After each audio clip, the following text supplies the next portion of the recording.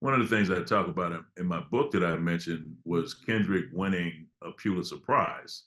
Um, so there are some people who look at his lyrics at that higher literary level, which, kind of even goes beyond traditional hip hop. J. Cole has always been someone who maybe didn't achieve the superstardom of the other two, but had immense respect in the culture for his abilities. And of the three, I would say Drake is the superstar, right? Um, Drake's the guy who can sing and rap. He's had these really successful albums. His prominence in the culture is larger than life.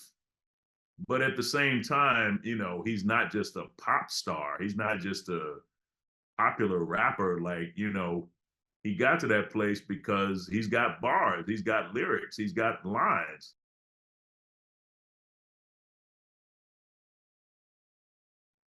So I think we're just in an era of a lot of information. We're in an era of where a lot of the diss tracks are like, I know a bunch of stuff about you. Don't make me say all the stuff I know about you. Don't you make me do it. And it's like this weird game of chicken where like it's like who's gonna cross the line first. Um, like if you think back to Pusha T and Drake, you know, basically people regard Pusha T as having won because he had secret information and he made a song about the secret information. And that seemed to end things for some reason or another. Um, so I guess, in this era, that's the new benchmark for winning. So where you got Drake and Kendrick deadlocked, I guess no one's going to definitively end it until they say some secret thing that they know about the other person.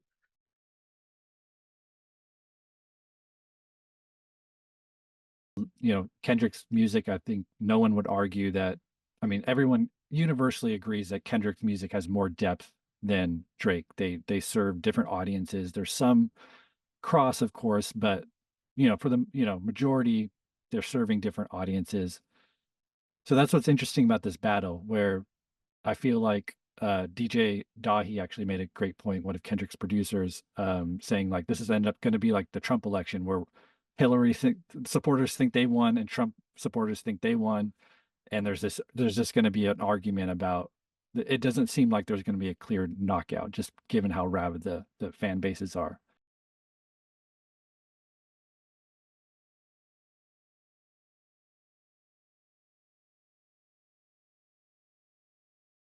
A lot of what I'm hearing today sounds like maybe it needs more time, because the way people release music now, it's round the clock, 24/7. You can release a song, whenever. Somebody can dish you this morning, and by this evening, you can have your response. You couldn't really do that back in the day. So, I think in those cases from the past, it felt, you know, authentic. When Cool Mo D has a photo on his album cover of the tire of his Jeep running over the Kango hat, which is associated with LL Cool J, or when Ice Cube drops No Vaseline after leaving NWA. This, felt organic. It grew out of some specific circumstances that were quite identifiable.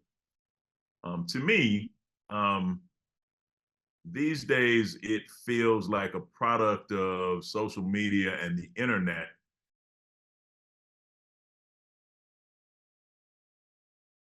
I think in earlier eras of rap that would have instantly got you disqualified because it's weird. It's just too weird. Like if you're gonna write a rhyme, that's very obviously you writing the rhyme and then just put Tupac's for it's not even in his style. Like it's just strange. It's just like shocking to the nervous system. Like, and I don't know, there's some I guess ethical issues with it as well. I think Tupac's family's had issues with it, as they should, because why would you use um, the the disembodied voice of somebody who was considered to by many to be like a real cultural hero. Like you can't just use that in your rap battle with this other guy. It's so weird. And thank you.